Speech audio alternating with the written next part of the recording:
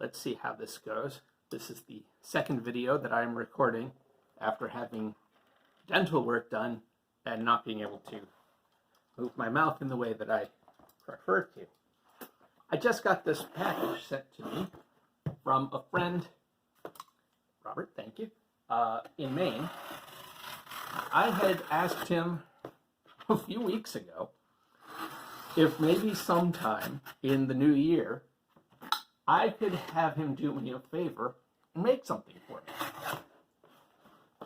Robert has always been a very skilled creator, sculpting figures, building special stuff for miniature games, that sort of thing. And can I do this without showing off my address? Although, you know, if more people want to send me stuff, that's fine. I'll take stuff. Anyway, I asked him to make something for me, and I figured sometime in the new year. I wasn't desperate for it. But then, just days later, he had started work on it. And what I think it's maybe been 2 weeks since I asked him. And I now have this piece of Ultimate Dungeon Terrain, inspired by Professor Dungeon Master on YouTube. Look at that. That is so cool. So, I've mentioned maybe before in some of my videos that I've never really been one for using miniatures in my RPGs. There's nothing wrong with that. It is not a moral statement. I've always found kind of amusing the phrase theater of the mind. It sounds a little pretentious, but that's just how I started gaming. When I was thinking about it just yesterday, actually, and when I started, a lot of times we didn't even have a table to put miniatures on. We were sitting on couches or what have you. So we didn't use miniatures. I got into miniatures.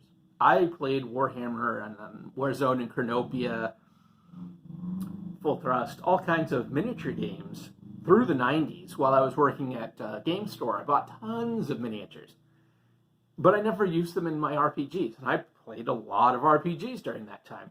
A couple of games that I played in, maybe we had some, but it wasn't really a thing that we did. Not through any particular philosophical statement. It's just not how we played the game. All of that brings me forward to today. And I am thinking about, in the new year, trying to run some more games. Trying to run them for people who are new to the hobby. Trying to run some different games than what I have in the past. And one of the newer games that I have started to play and to enjoy is Dungeon Crawl Classics. And what I have found in running that, I've run it now several times over online, or run it with friends online, where we do a lot of theater of the mind, because none of us have really been super excited about virtual tabletops. I certainly haven't. I can't necessarily speak for everyone else, but I have now used a virtual tabletop, and I just don't like anything about the interface. I'm an old school guy. Anyway.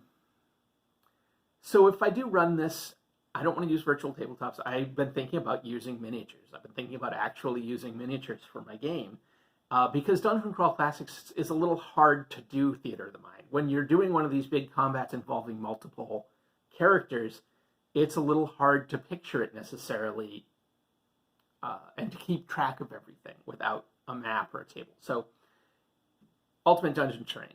Basically, you have melee, like a close range, and a missile weapon range. And you can set your figures in. And I'm going to probably, because even though I have literally thousands of miniatures in the attic of my mother's house, half a country away. So they're useless to me right now, and I don't want to have to store them. At some point, I will bring them here and I will sell them on eBay or something, but I don't want to have to deal with miniatures. I loved the hobby. I loved painting them, but I got out of it and I will never get back into it, which is actually why I asked Robert to make this for me, because even though it's pretty easy, I mean, I don't know how easy it is. He did nice work, and this is solid. This isn't on foam. This is on some kind of like press board or something.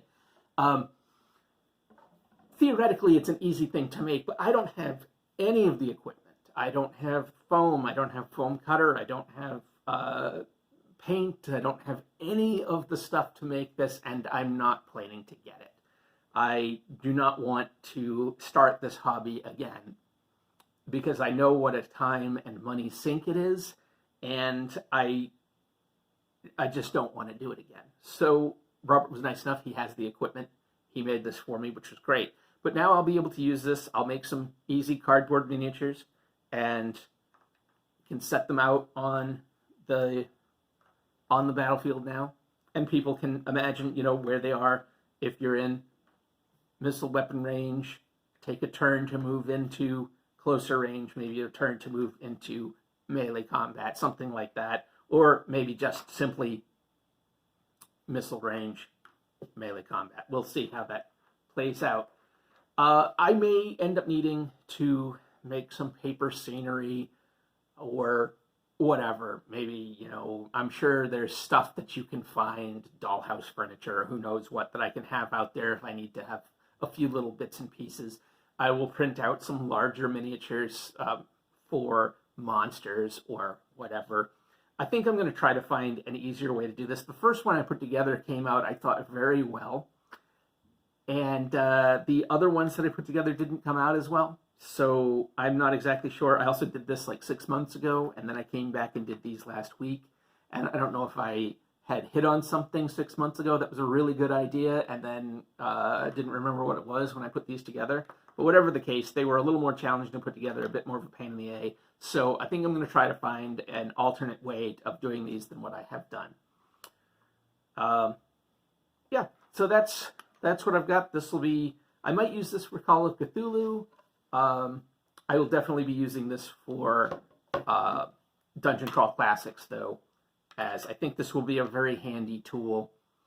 And it's relatively portable. It's sizable, but it's not crazy sizable.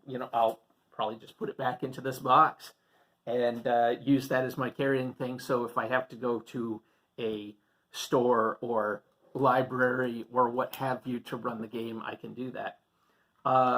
So yeah, that's my look at this Ultimate Dungeon Terrain. Thank you again, Robert. You are a lifesaver, because there is no way I was going to get the equipment together to make this myself. Not only because I'm lazy, but also because it simply requires a setup that I am not looking to do at this time. So yeah, great stuff. And check out Professor Dungeon Master. He's got a good site that talks about a lot of this kind of stuff. I'm sure there's some other folks out there who are really good too. So anyhow, thanks and take care. See you next time.